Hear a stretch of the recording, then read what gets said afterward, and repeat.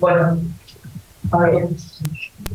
Bueno, muy bien, muy buenos días, bienvenidos a todas, todos a esta actividad que es para nosotros importantísima recibirlos a ustedes en esta facultad, porque la verdad que el trabajo de investigación lo estamos realmente ponderando y tratando de instalar una cultura importante a ese nivel. Y bueno, se trata de talleres de investigación y de debate sobre la problemática actual y la perspectiva de lo que es el sector productivo agrario, ¿no? A nivel de lo que es la región del Mercosur. Así que tenemos, bueno, obviamente esto es una actividad que es dirigida por, bueno, tengo aquí a mi izquierda a José Pierri, profesor Pierri, al profesor Marcelo Basualdo, que está también en la organización, y bueno, tenemos visitantes ilustres de distintos países, el profesor Belechi, que ya nos ha visitado en Uruguay, pero aquí nuevamente, también profesor de Brasilia. Es realmente un orgullo poder recibirlo en esta casa de estudios, para que, bueno, debatan, expresen sus ideas. Esto es una actividad que se hace en conjunto entre el PROINGRA, que es el Instituto de Investigaciones que lidera aquí el profesor Pierri, de la Facultad de Ciencias Económicas de la Universidad de Buenos Aires, y obviamente también la Secretaría de Investigación y Posgrado de nuestra facultad, que ha organizado también este evento en conjunto con la gente de Proingra.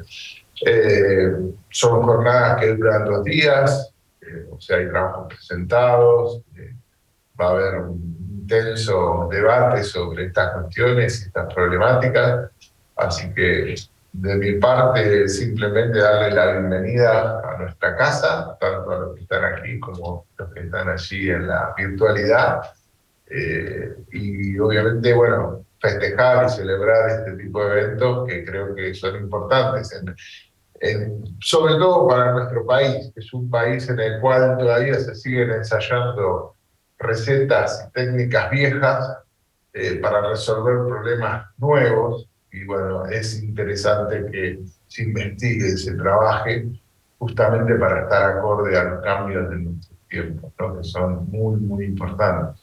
Y me parece que estamos en deuda con eso, así que bueno, esto es un encuentro para nosotros de mucha importancia, es considerado por la facultad como un evento de los destacados en el ámbito de la investigación, así que bienvenidos, siéntanse como en casa, y bueno, gracias por trabajar con nosotros en este tema. Bueno, entonces comenzamos un poco la presentación desde el punto de vista académico. Bueno, en principio agradecidos a la Universidad de Lomas, a la Facultad de Ciencias Económicas en particular por brindar este ámbito, y agradecimiento también a todos los que conformaron la organización de esta jornada desde el punto de vista académico, que tiene que ver con profesores, investigadores de acá de la facultad, Amílcar Barzubi, de esta facultad, Marcelo Basualdo, que compartimos en distintas facultades, universidades del país, y como vos bien decías, el papel digamos, la participación de Pedro Arbeleche, de la Universidad de la República de Uruguay, el profesor Marlon Brizola, de la Universidad de Brasilia, y de lo que nos queda Ernesto Matos, de la Universidad de José C. Paz, de aquí, nacional, pero ubicada en la provincia de Buenos Aires. Bueno, este seminario que lo comenzamos a conversar entre todos y a armar entre todos, es un poco la continuación de distintas actividades que hemos hecho en el pasado, con Pedro, con Marlon, con Marcelo en particular, que fueron los congresos latinoamericanos de historia económica. Recuerdo Chile, después el Perú, que fue virtual, y la idea era, digamos, tratar de juntar opiniones de distintos países, digamos, de investigadores de distintos países sobre el tema del agro. En particular, siempre el sesgo sobre la producción de granos, producción de carne, vacuna, que son las principales actividades de exportación de nuestros países, en este caso del Mercosur. En ese sentido, los seminarios anteriores y algunos que organizamos también en la Facultad de Ciencias Económicas, de la cual yo provengo, el programa de investigación de la producción y comercio de granos, siempre tuvimos la idea, el objetivo de crear seminarios, actividades que fueran multidisciplinarios, o sea, que no tuvieran una sola mirada, desde el punto de vista económico, de la historia, de la agronomía. Y otro aspecto que en particular siempre me interesó es que hubiera distintas posiciones de escuelas económicas, distintas posiciones políticas y hasta ideológicas sobre la cuestión, porque una de las dificultades que tiene en muchos casos la investigación es que se parcializa y en muchas ocasiones todo el mundo coincide. ¿Sabes? Lo interesante de las actividades académicas para mi gusto es que haya, digamos, justamente debates con distintas posiciones sobre la cuestión. Bueno, desde ese punto de vista, yo reivindico mucho el papel de las universidades públicas, que creo que son las instituciones más importantes para mantener un discurso, digamos, amplio, en el sentido de que la interpretación de la evolución del agro en nuestros países, creo que en el mundo, está muy copada por medios de comunicación y por los intereses de los sectores vinculados. Si no es en la universidad pública, creo que no hay demasiado debate alternativo a la visión dominante. Eso es un aspecto que es interesante. Bien, en la situación actual de la producción de granos, de carne y del conjunto de las actividades, hoy en América Latina presenta diferencias con los seminarios que, por ejemplo, armamos en el 2016 o en el pasado. En ese sentido, digamos, una de las características es unas grandes fluctuaciones de precios que hay en el mundo, el precio del comercio mundial, un fenómeno en nuestros países de extranjerización del comercio exterior. Hay debates ecológicos acerca de la forma de producir, tanto en agricultura como en ganadería. Hay debates hasta de carácter ético acerca de los millones, por ejemplo, de toneladas que se usan de maíz para producir etanol cuando hay hambrunas terribles a nivel mundial. En ese sentido, es muy importante también discutir el papel del Estado sobre la regulación de la producción y comercialización de productos agrarios. Bueno, menciono algunos de los temas que uno aspira que en este seminario, digamos, tengan vehículos para que se puedan poner distintas posiciones sobre todas estas cuestiones. En ese sentido, digamos, uno de los problemas también muy importantes es el fenómeno de la baja del consumo de alimentos que hay en muchos países y en el nuestro, en la Argentina en particular.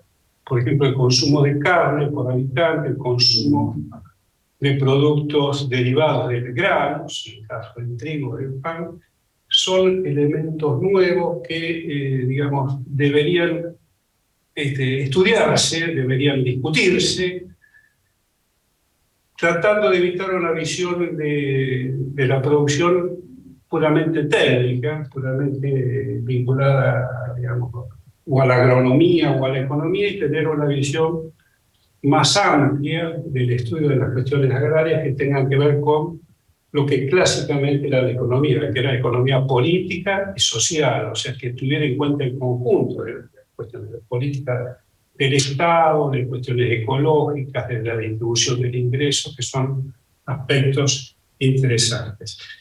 Y particularmente en este momento, octubre del 2022, estamos viviendo también una situación que hace mucho más inestable el comercio del mundo, que es el tema de la guerra esta que hay en Ucrania, en Rusia.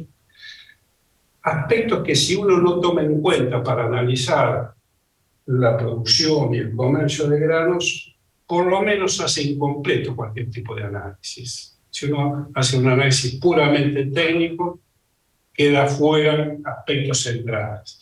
Bien, en ese sentido, digamos, la idea de nuestro programa, ProINGRA, y creo que de todo lo que estamos organizando esto, es que sirva este seminario para que se puedan abordar todos estos temas que hemos comentado. Así que, bueno, tenemos que en el día de hoy y de mañana podamos asistir a buenas presentaciones y una buena conclusión al fin de los 2 días. Muy bien. Bueno. Bueno, Sí, algo que se me pasó a mí, pero es importante también. Ayer justamente hablábamos de que tuvimos un poco de celebración acá en nuestra universidad porque, bueno, se cumplieron los 50 años de vida y obviamente estamos todavía con un ambiente festivo, ¿no? De estar celebrando esto que para nosotros es un logro importante. José me preguntaba hace cuánto que estoy en la facultad, ¿no? Y bueno, de los 50, yo, ahora sacando cuenta, tuve 41, o sea que es prácticamente la vida, ¿no?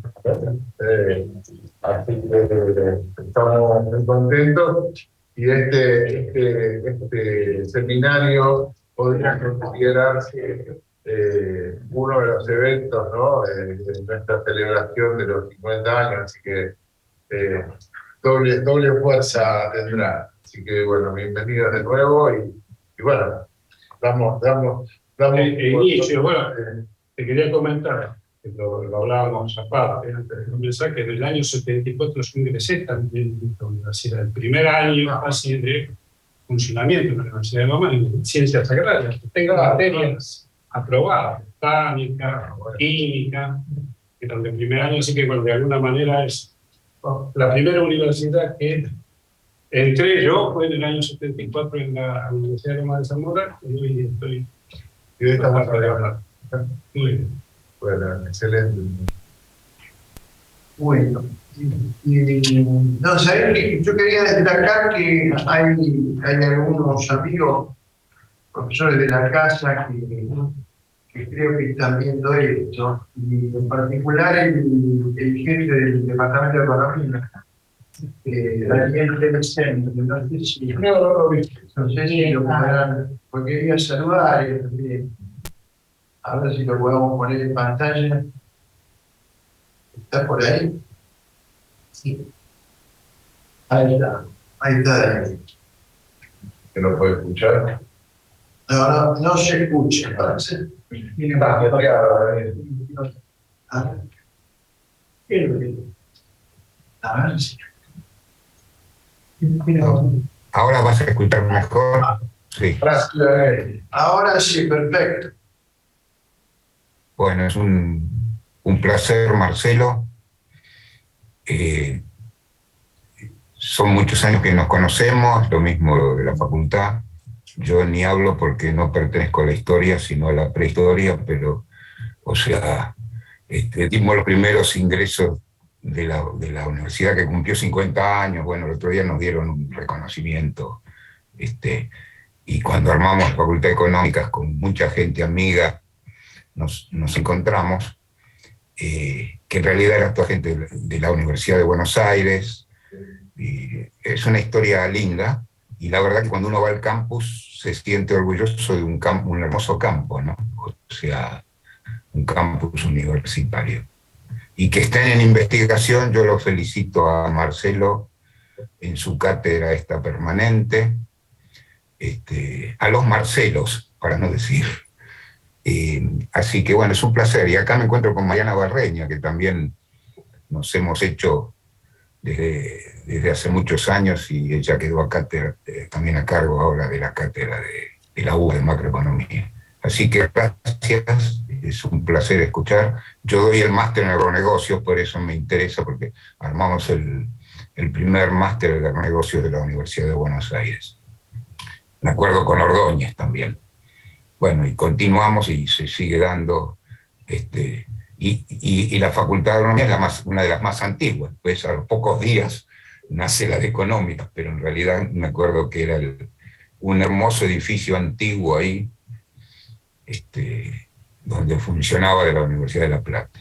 Así que esto es solamente para explicar a los amigos del extranjero de que esta universidad tiene tradición, ha iniciado una tradición desde hace unos años en investigación, y bueno, las universidades duran 1000 años, así que recién estamos dando, como dicen, están dando los primeros pasos. Así que un saludo, Marcelo, gracias por saludar. Bueno, entonces vamos a empezar con el trabajo de investigación. Vamos con Alberto Matos.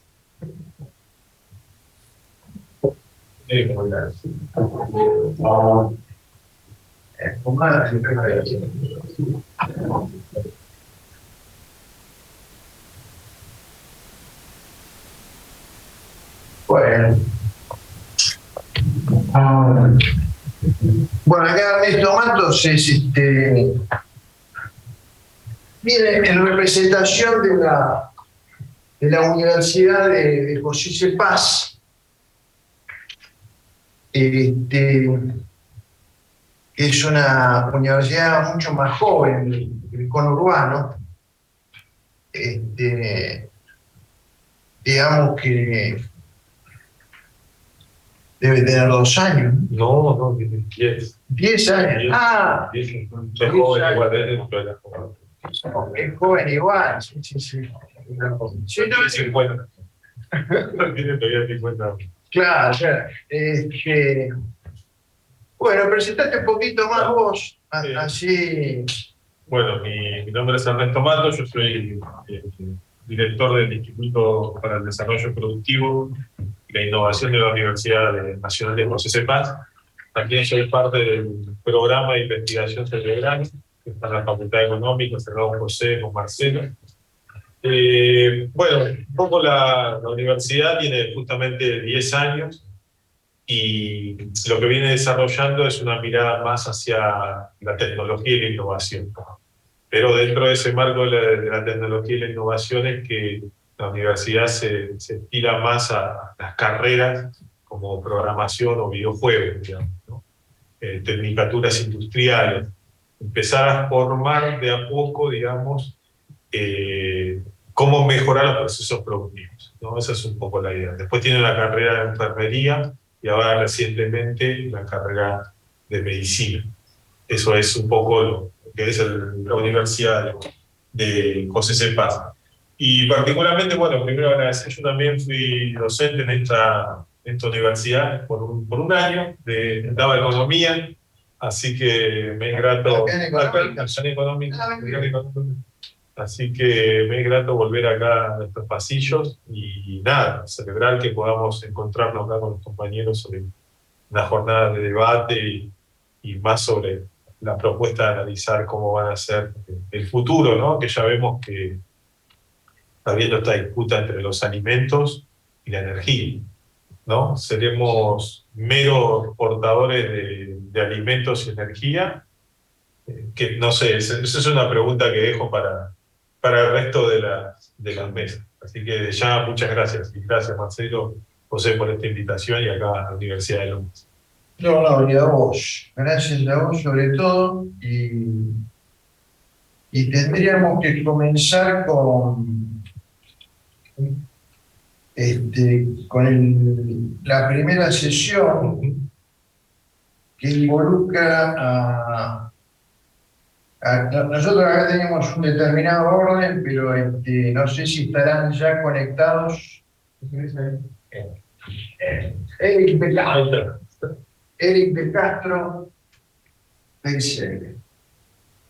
Bueno, acá el moderador sos vos, así que hacete. Ahí está.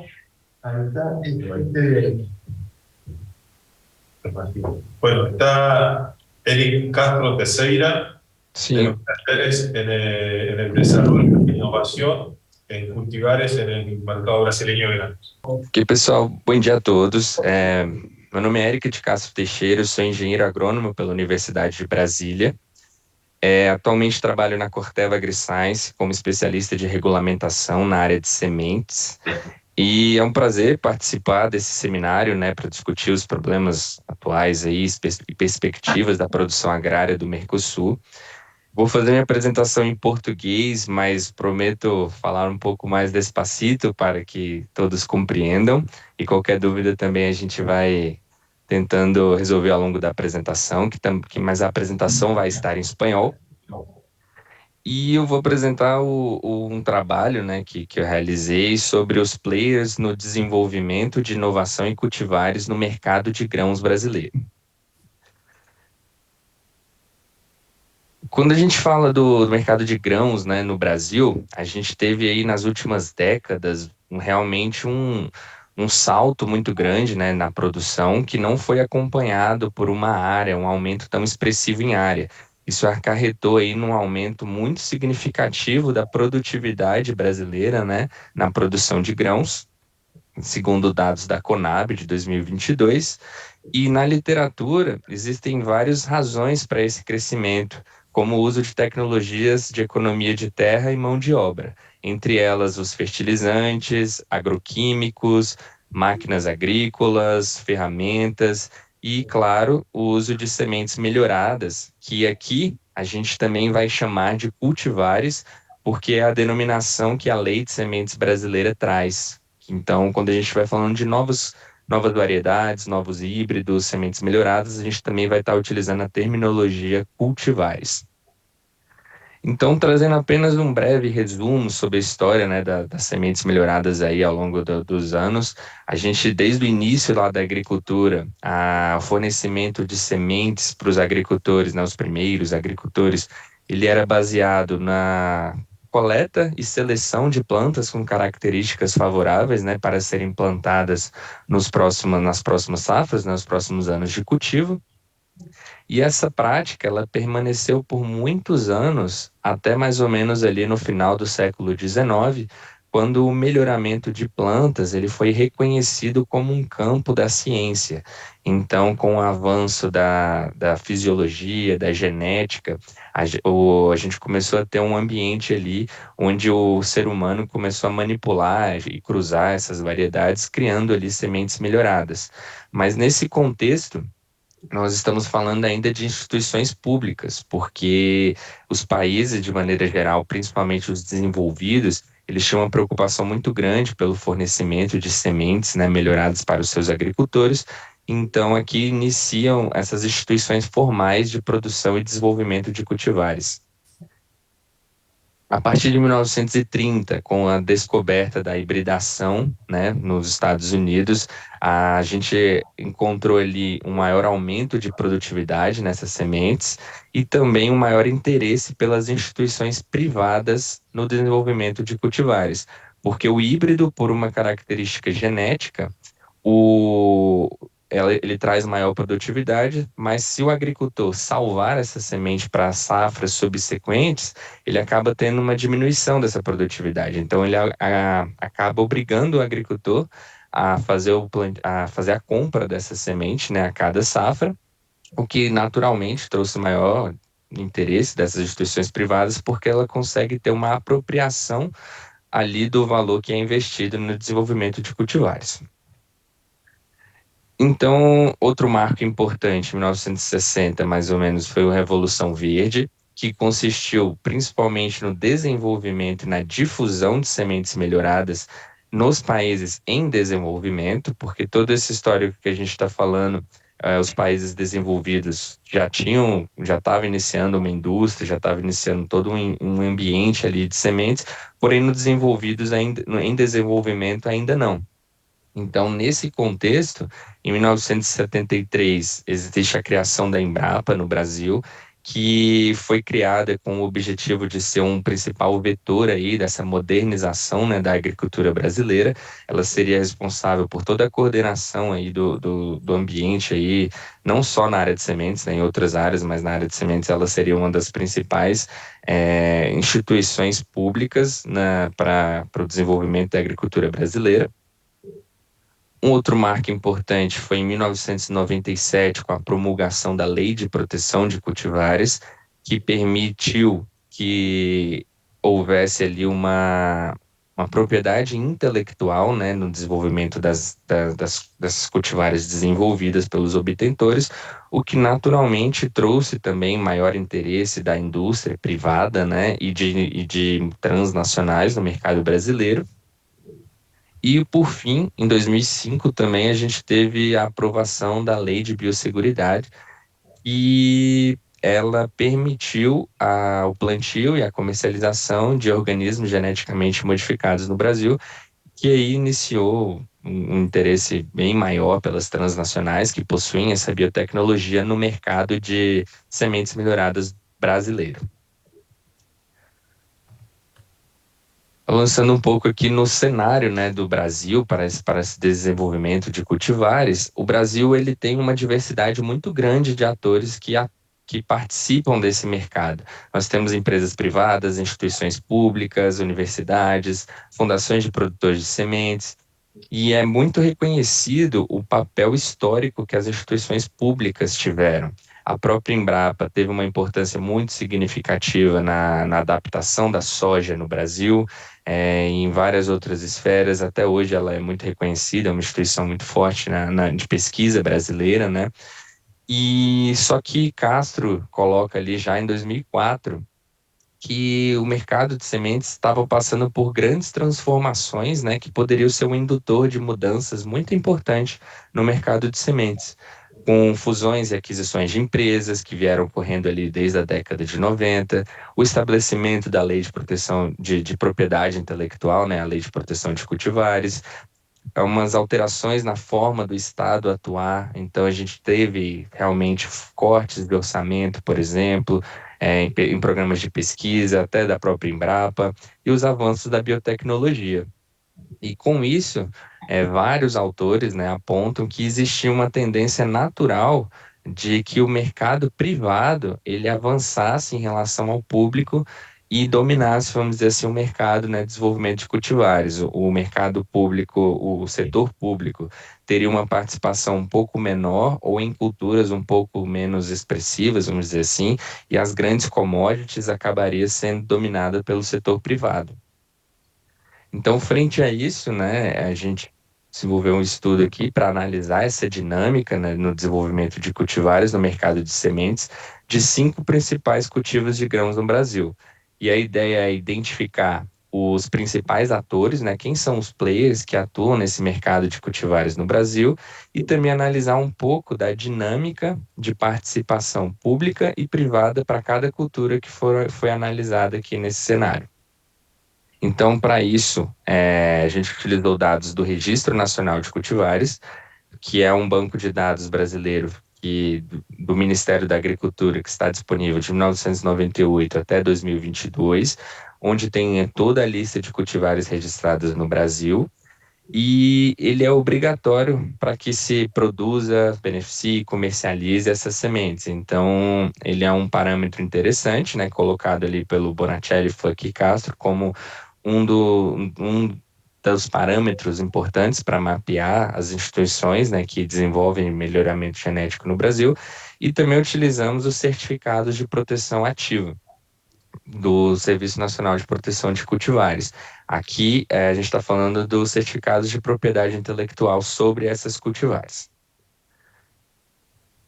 Então, a metodologia, essa pesquisa, ela se caracterizou como uma pesquisa descritiva e quantitativa, com análise de dados utilizando estatística descritiva. Os dados foram coletados em 16 de agosto de 2022, através de busca no Registro Nacional de Cultivares Registrados e no Sistema Cultivar Web, ambos geridos ali pelo Ministério da Agricultura, Pecuária e Abastecimento no Brasil. E a partir desses dados, nós coletamos dados para 5 principais culturas: soja, milho, feijão, trigo e arroz, em área, né, de acordo com os dados da Conab. Essas são as principais culturas de grãos em área plantada. E nós montamos aqui uma análise de 5 principais players para cada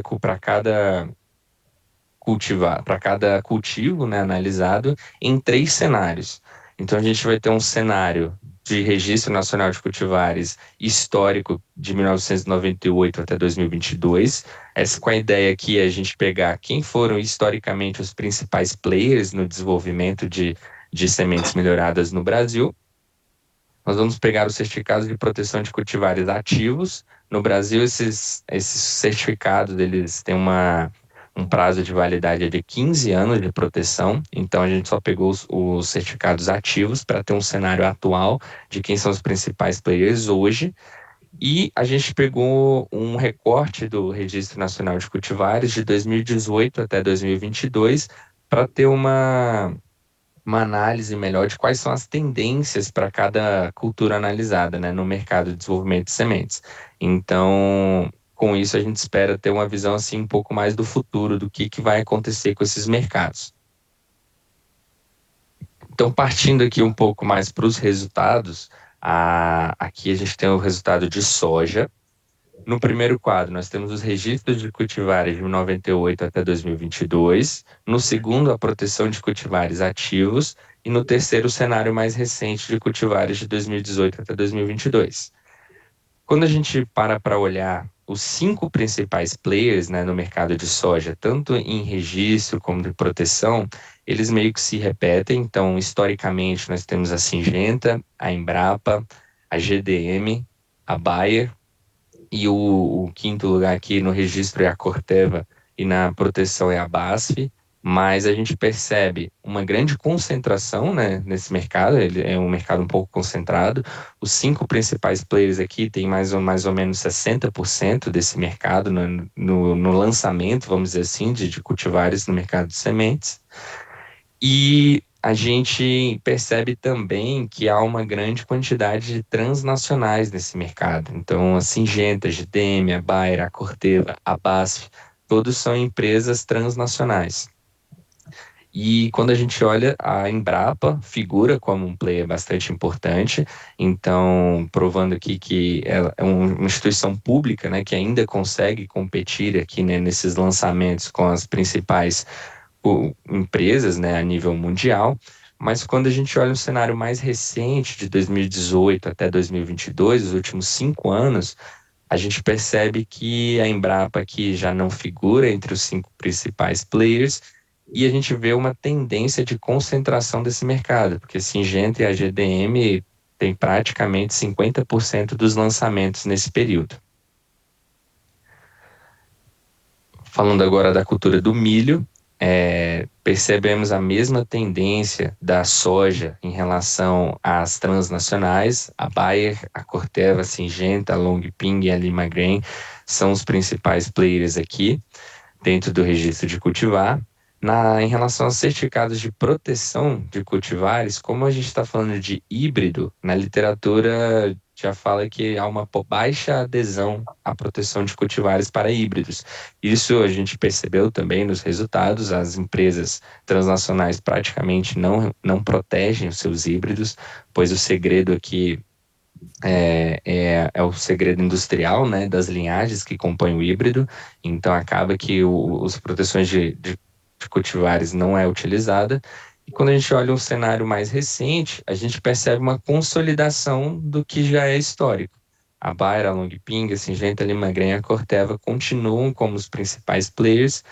O mercado ficou um pouco mais competitivo do que historicamente pareceu, né? Nos últimos 5 anos, um pouco mais, assim, a participação de outras empresas a crescer um pouquinho, mas tende a uma consolidação do status quo aqui, que já eram essas empresas. Quando a gente olha o mercado de trigo, a gente já tem uma diferença bem significativa em relação às outras culturas. A Embrapa passa a ser aqui, historicamente, o principal player do mercado. Nas proteções de cultivares, ela é o segundo principal. E a gente tem duas empresas que chamam bastante atenção, que são nacionais, que é a Biotrigo e a Orsementes. São empresas privadas, porém nacionais. A Corteva, como transnacional, aparece aqui, porém, e a Lima Grain. Porém, a gente tem os principais players, a gente pode dizer, que são nacionais, sendo duas empresas privadas e a Embrapa como instituição pública. Quando a gente pega um cenário um pouco mais recente, A Biotrigo e a Orcimento, que são as nacionais, como eu comentei, tem uma participação bastante expressiva nesse mercado, que também aponta uma tendência aí de concentração desse mercado no futuro. Em relação ao feijão, aqui a gente já tem um cenário completamente diferente ao que a gente viu até agora. A gente tem a Embrapa, o Instituto Agronômico de Campinas, o Instituto Agronômico do Paraná, junto com a Emater, a Ipamig, a gente tem uma série de empresas públicas que fazem o desenvolvimento das cultivares. Esses são os principais players. E aqui a gente tem a Agristar e a Agronorte, a Agropecuária Terra Alta, que são empresas nacionais. Então, no mercado de sementes de feijão, a gente já percebe e evidencia a participação pública praticamente como motor desse mercado. Se não houver o investimento público no desenvolvimento de cultivares, praticamente tem uma estagnação aí do desenvolvimento desse mercado. E quando a gente olha ao cenário mais recente, a Embrapa, o IAC, conjunto aqui de empresas, de instituições públicas aparecem como os principais players, e a gente vê que o setor público continua com uma tendência de manter esse mercado. Por mais que tenha a Sacata e a Isla aqui, a gente está falando aqui de empresas privadas, no entanto, o público é o principal motor aqui desse mercado de desenvolvimento de cultivares para feijão.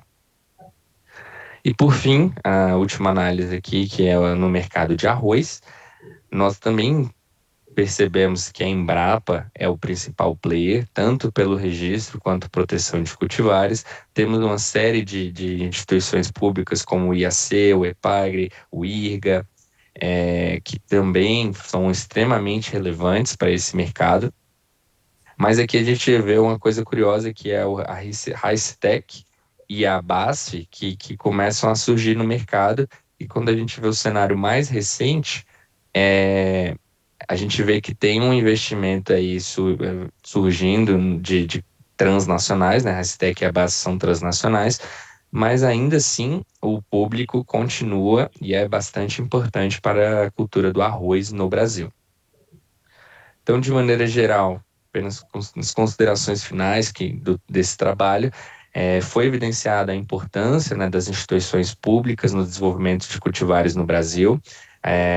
Durante a abertura, comentaram da guerra na Ucrânia, por exemplo, e a gente teve um problema muito sério com o fornecimento de trigo.